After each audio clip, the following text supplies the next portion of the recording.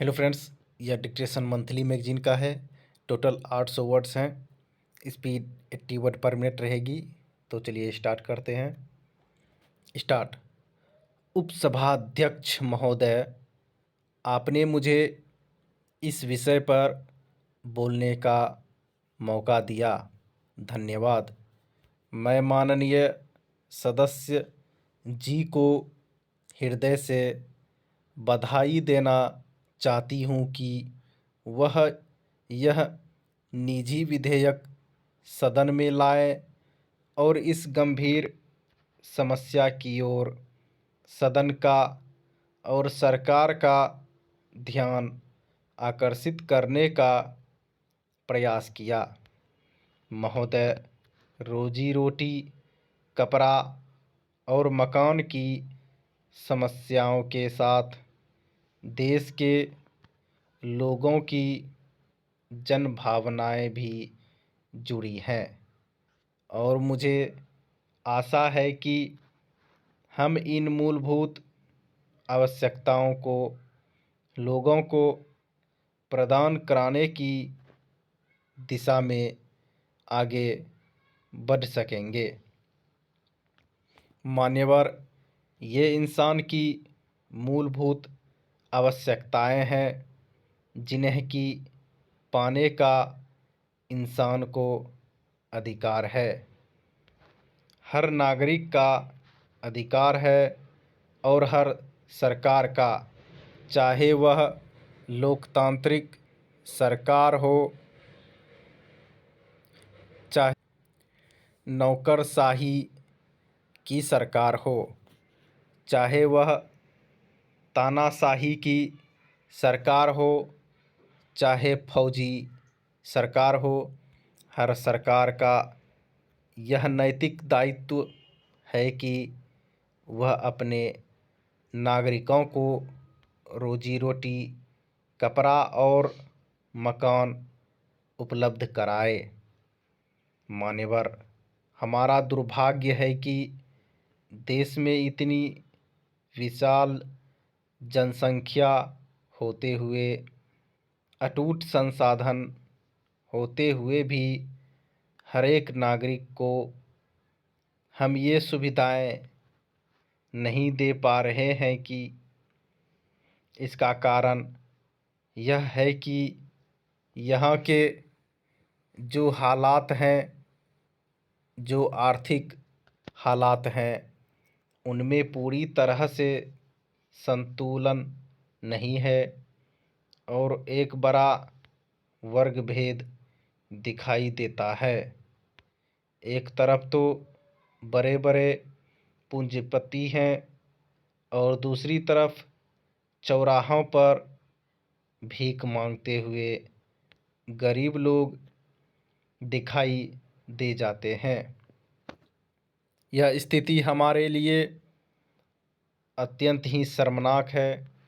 मान्यवर, हमारे देश में जो श्रम शक्ति है, हमारी 80% जनसंख्या जो कि गाँव में रहती है, उसकी हालत भी संतोषजनक नहीं है। वे बेरोजगारी की स्थिति से गुजर रहे हैं। कुछ समय तक तो उनको काम मिल जाता है, लेकिन ऐसे गरीब लोग भी हैं जो बंधुआ मजदूर जैसी स्थिति में रह रहे हैं। वे पूरे दिन श्रम करते हैं, फिर भी परिवार को भरपेट रोटी नहीं दे सकते। इसलिए मैं इस बिल के माध्यम से सरकार से निवेदन करना चाहता हूँ कि ऐसी नीतियाँ बनाएं जिससे कि लोगों को काम मिल सके। हमारी केंद्र सरकार और हर राज्य सरकार इस तरह से कार्यक्रम बनाए और इसे अपनी नैतिक जिम्मेदारी समझकर उसका निर्वाह करें और उसको कानूनी जामा पहनाएं। हर सरकार का यह कानूनी दायित्व होना चाहिए। सरकारें नैतिक जिम्मेदारियां से बंधी हुई है।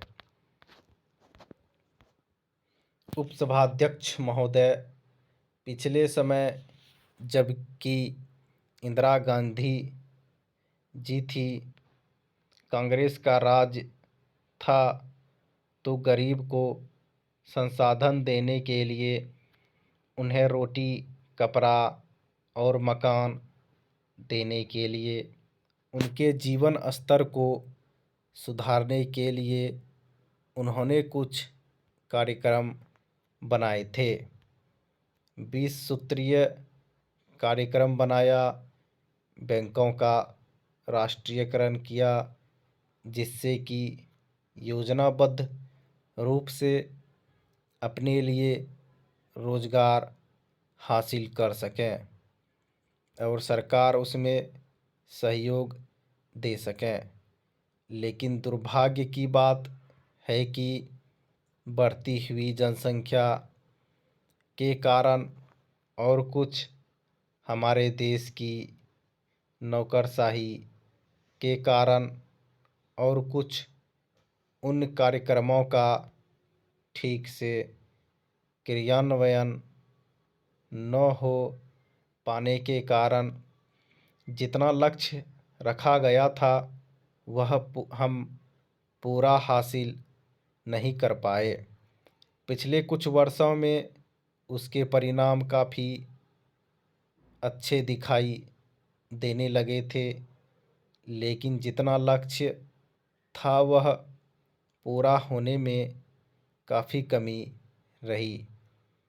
कुछ ऐसा है कि राजनैतिक दलों के आपसी मतभेद के कारण, गलत नीतियों के कारण, अक्षमताओं के कारण और कुछ बार बार सरकारों के बदलने के कारण जो सरकारी कार्यक्रम थे, योजनाएं थीं, वे ठीक से पूरी नहीं हो पाई।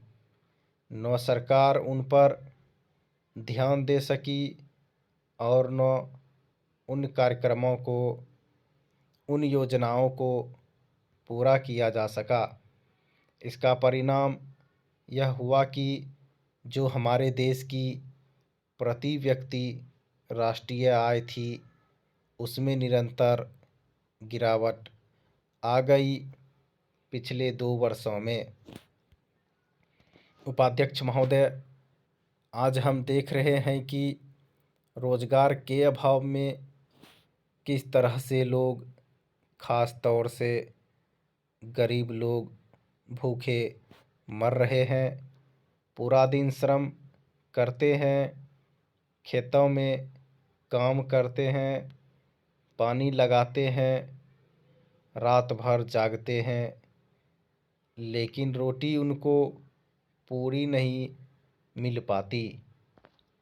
आज हमारे देश में संसाधनों की कमी नहीं है, अपार संपदा है, चाहे वह वन संपदा हो, चाहे धरती हो, चाहे खनिज संपदा हो, चाहे दूसरी संपदा हो।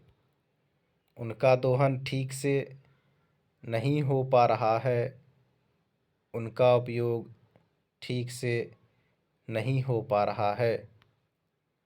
जब तक धन और धरती का समान वितरण नहीं होगा, तब तक इस देश में कोई ठोस कार्यक्रम गरीबों के लिए नहीं हो सकेगा। यह रोजी रोटी, कपड़ा और मकान की समस्या वैसी ही समस्या बनी रहेगी।